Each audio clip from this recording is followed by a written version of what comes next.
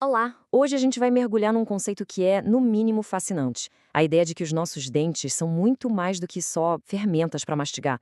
E se eles forem, na verdade, uma chave para a gente entender a nossa própria saúde, tanto física quanto emocional? É pra gente parar e pensar, né? E se cada dor, cada cárie, cada dente meio torto fosse, na verdade, uma mensagem?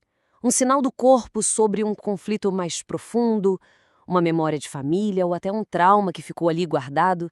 É uma ideia bem poderosa. Vamos explorar como é que isso funcionaria.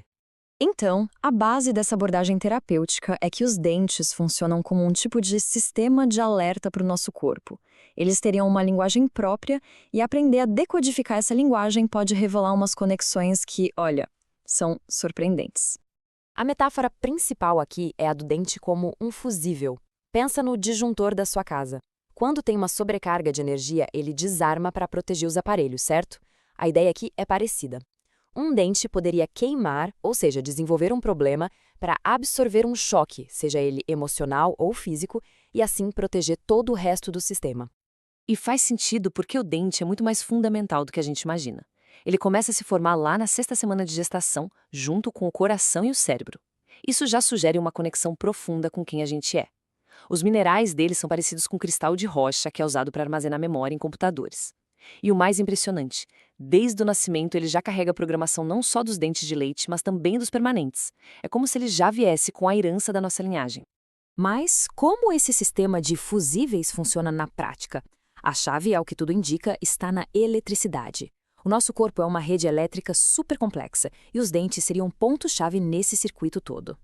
Num estado normal, saudável, um dente vibra com uma ressonância elétrica de mais ou menos 220 a 230 milivolts. Esse é o nosso ponto de referência, sabe? O sinal de que está tudo funcionando como deveria.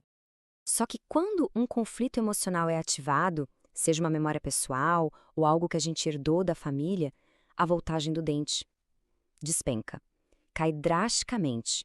Abaixo de 140 milivolts, o dente é considerado bloqueado. Ele saiu do equilíbrio. E é aqui que a coisa fica séria. Um dente bloqueado não é algo passivo ou parado. Pelo contrário, ele se torna um transmissor, enviando o tempo todo um sinal de socorro, uma frequência daquele conflito antigo.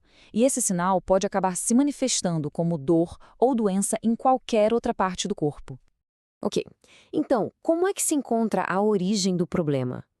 A terapia propõe um método bem sistemático para rastrear esse sinal, do dente, até onde ele está se manifestando fisicamente.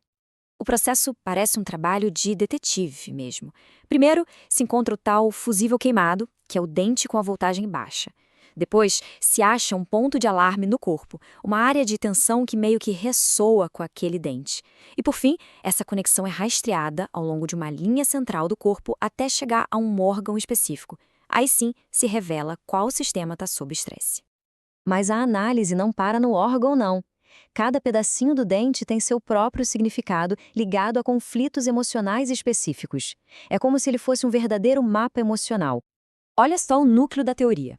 Problemas no esmalte, que é a camada de fora, estariam ligados a conflitos de agressão suprimida. Sabe, aquela vontade de atacar ou de se defender que a gente segura. Já os problemas na dentina ou nas gengivas, que são as camadas de dentro, estariam ligados à autodesvalorização, aquele sentimento de não ser capaz, de não dar conta de enfrentar alguma situação. Para deixar isso mais concreto, vamos ver um exemplo clínico. Imagina um paciente que chega com dor e artrose crônica no polegar. Um problema que, a princípio, não tem nada a ver com a boca, certo? A conexão aqui é fascinante. O polegar é o único dedo que faz oposição aos outros, e os dois dentes da frente, simbolicamente, representam o pai e a mãe. O diagnóstico?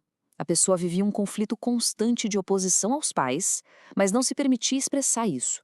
O corpo, então, manifestou essa questão no símbolo da oposição, o polegar. E o mais incrível, depois que a pessoa tomou consciência do conflito, a dor crônica simplesmente sumiu. E a terapia vai ainda mais longe. Ela conecta não só um dente a um sintoma, mas toda a estrutura da mandíbula à postura de uma pessoa perante a vida. O jeito como os dentes se encaixam, a oclusão, é um reflexo direto da postura física e emocional. Uma mordida normal, alinhadinha, corresponde a uma postura corporal equilibrada. Em um nível simbólico, isso significa que quem se é, o maxilar de cima, está em harmonia com o que se faz, a mandíbula de baixo. Já os desalinhamentos, por outro lado, correspondem a posturas desequilibradas e a um conflito interno entre a identidade e as ações do mundo. A pessoa pode usar aparelho, deixar os dentes perfeitamente alinhados, mas se o conflito por trás de tudo e a postura corporal que vem com ele não forem resolvidos, o cérebro não integra a mudança. O corpo vai manter a sua postura de conflito antiga e os dentes, mais cedo ou mais tarde, tendem a voltar para o padrão anterior. É como tratar só o sintoma e não a causa. Então, da próxima vez que uma dor de dente aparecer, ou quando alguém se notar no espelho e perceber a própria postura, talvez valha a pena se perguntar: o que será que o corpo está realmente tentando comunicar? A resposta pode ser muito mais profunda do que a gente imagina.